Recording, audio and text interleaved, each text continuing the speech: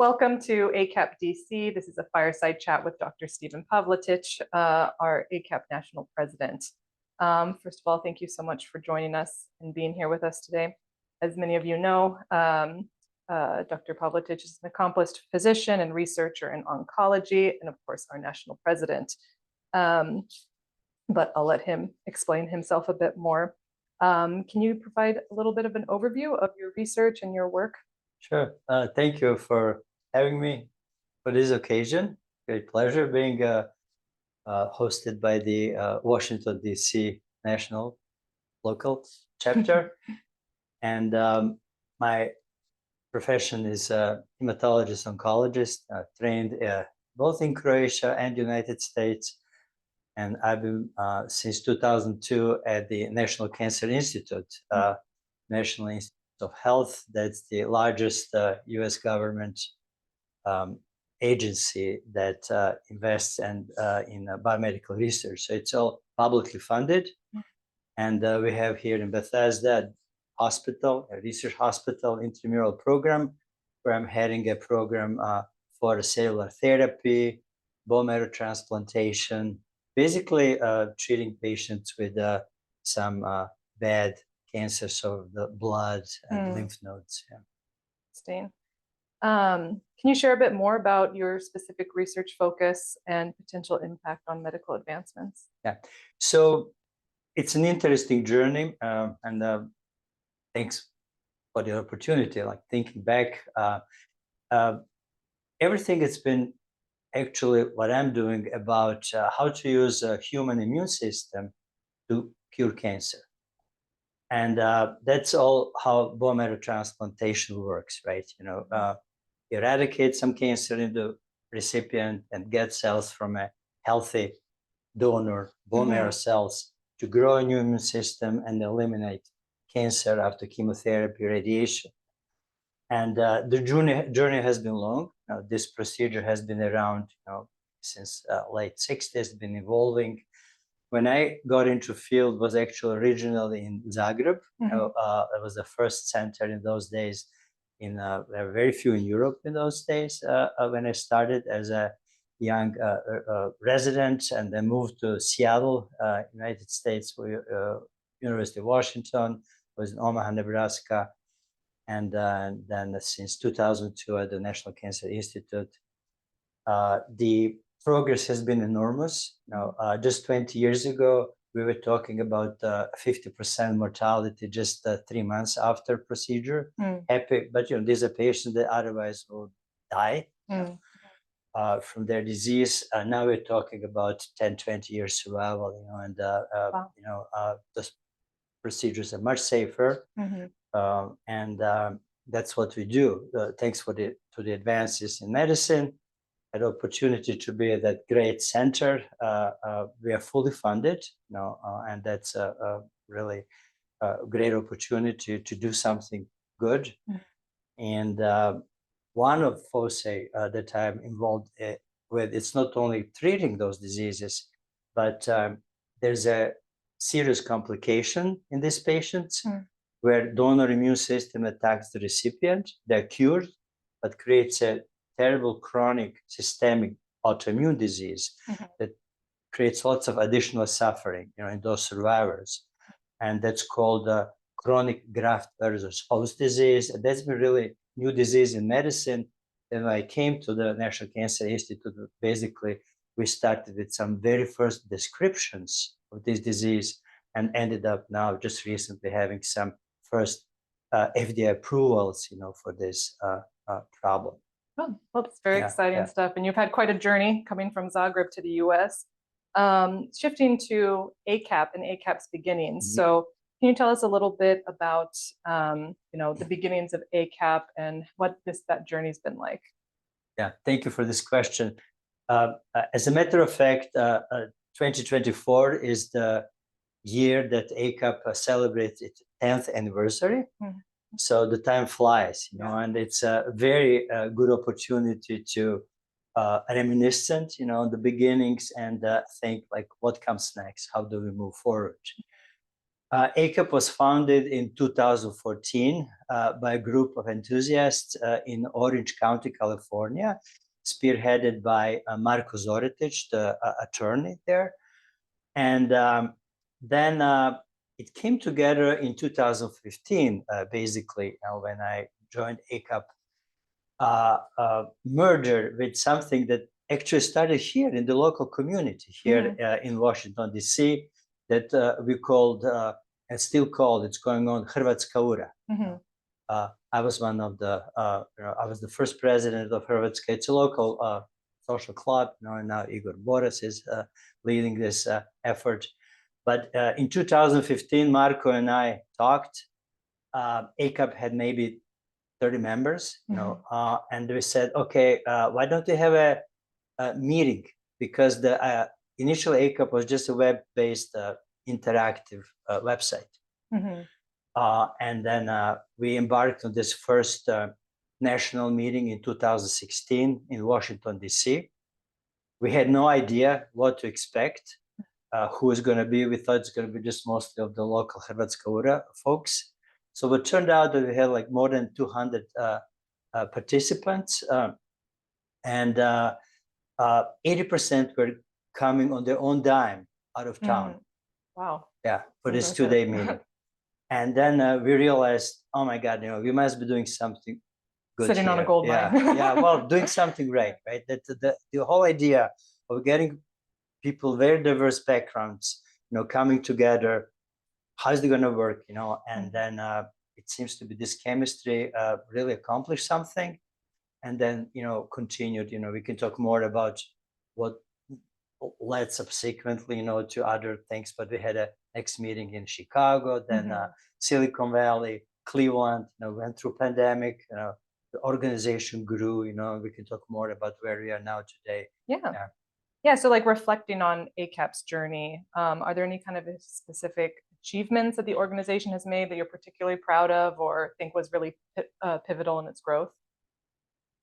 I would just say there are really numerous, and again, it's an opportunity to reflect. It's the most gratifying thing, with being with ACAP is really meeting really cool, great people. And when we ask people like, what is the value of ACAP, why, and we always say, well, what's the value? That comes the first thing, just meet cool people. It's like first thing in surveys, And of course, it's a professional development, professional growth, opportunity actually to build your professional interests, collaborations, even get support for that. And then, of course, Croatia is a big thing, like reaching out to counterparts in Croatia. And like, what are the highlights? There's so many things, from these early days, experiences. One I could mention is pandemic. It was a very difficult, devastating times for everybody in 2020. We have actually more than 8 chapters across the country, from coast to coast and in middle of the country. Everything was a standstill suddenly in March of 2020. Can't have local meetings, standstill. What are you going to do? Dissolve the organization, put it in a freezer, status, And actually, it's amazingly, everybody adjusted to these things and through all these, new ways of communication. Not only that we preserved the organization, but we were able to build. And I would say in 2020, besides pandemic, what happened, there were 2 devastating earthquakes in Croatia, in Zagreb, and in Banovina, that catalyzed the time. At that time, we just formed our ACAP Foundation, And then suddenly, like 30 other organizations from US and internationally came to something. We decided, okay, call this like ACAP led One Croatia, and we raised about $500,000 to help first responders in Banovina, the ambulance, the hospitals, the maternity ward in Zagreb, the construction engineers.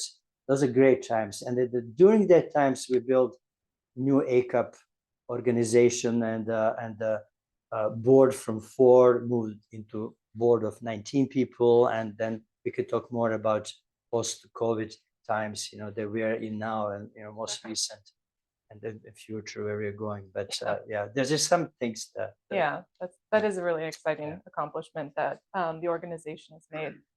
You talked about professional development. So what kind of opportunities does ACAP offer its members in regards to professional development? First of all, we are a very unique organization. One characteristic as a professional organization, I would say, it's a multidisciplinarity. Mm-hmm. Usually, we all operate in different realms. We are, physicians, hematologists, attorneys, art. Whatever. We have our professional organizations where we operate, and it was not clear, how ACAP is going to work. So we are very multidisciplinary. I would say the common thread is really all ACAP members are high achievers and top class in their whatever they do. And so it's really what you make out of this, so what the interests are, what are the opportunities, so when we started, we outlined different areas, one was this medical tourism, the other was, advocating for the double taxation treaty between and other whatever professional interests are, and this is evolved into what is currently strong focus. There is a, the whole group from financial sector, from IT sector, evolved in their areas of interest of business. The ACAP conference in 2022 in New York was like a new milestone, where all this came together. So we have now developed programs to helping startups. There's a huge interest in Croatia in startups and in getting to the US market. And the other thing is that we are very proud of the new direction in foundation, that we started, especially this year, now with almost $100,000 small grants to help interns, fellowships, new career students development in all kind of different areas. That we are supporting them. Very cool. So we've talked a bit about what's ACAP has accomplished already. What are you most excited about looking forward to 2024, our 10th anniversary year? Many things.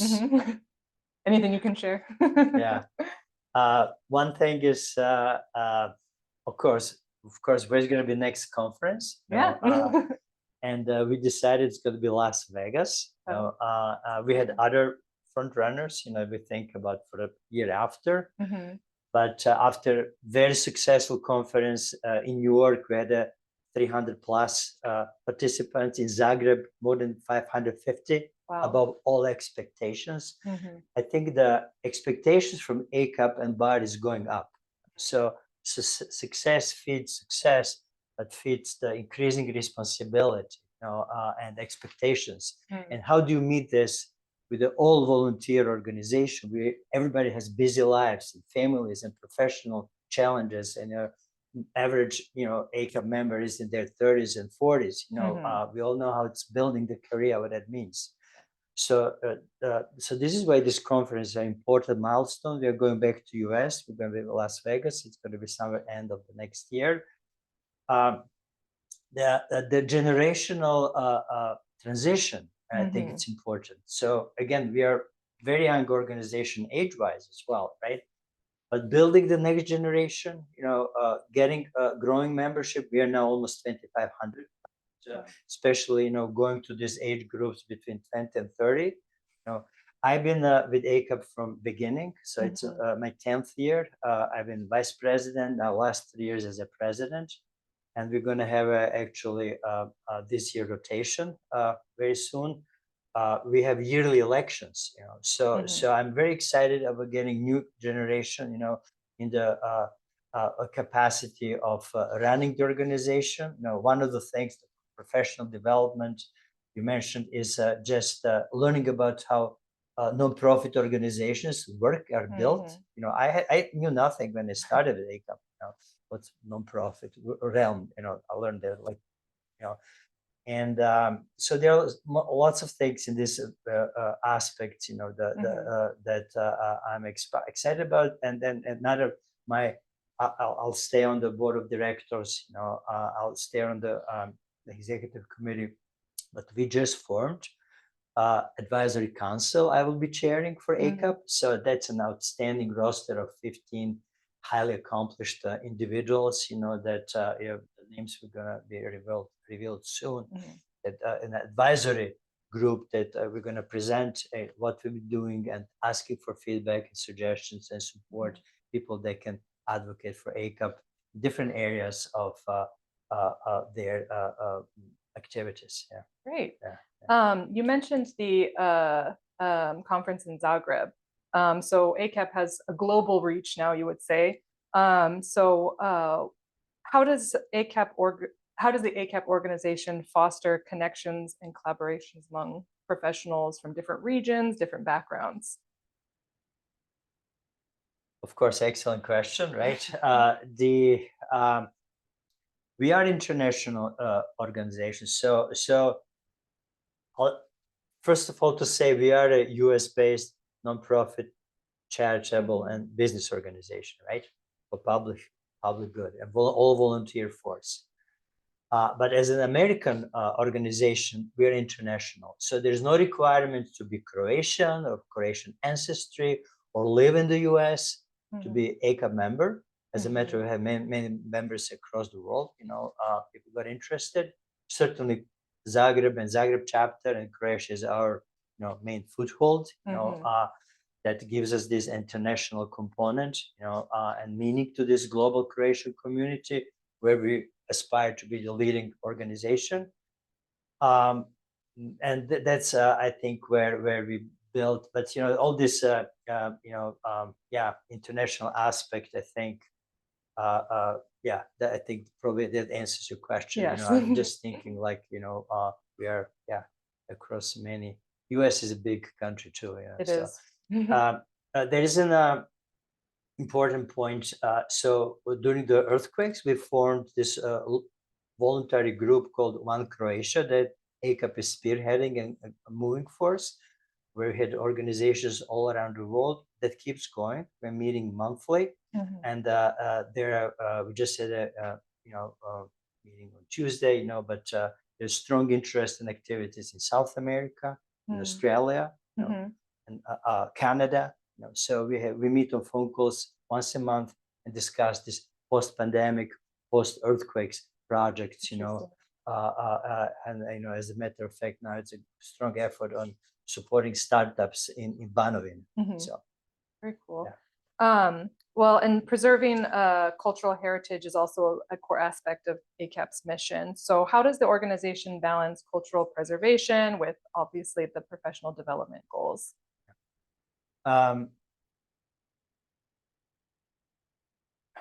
Again, it's I think the question comes into how do you balance tradition with innovation, or introducing new things, right? It's always this balance, how do you open up and how do you keep tradition, and I think one of the ACAP activities is, of course, preservation of cultural heritage. The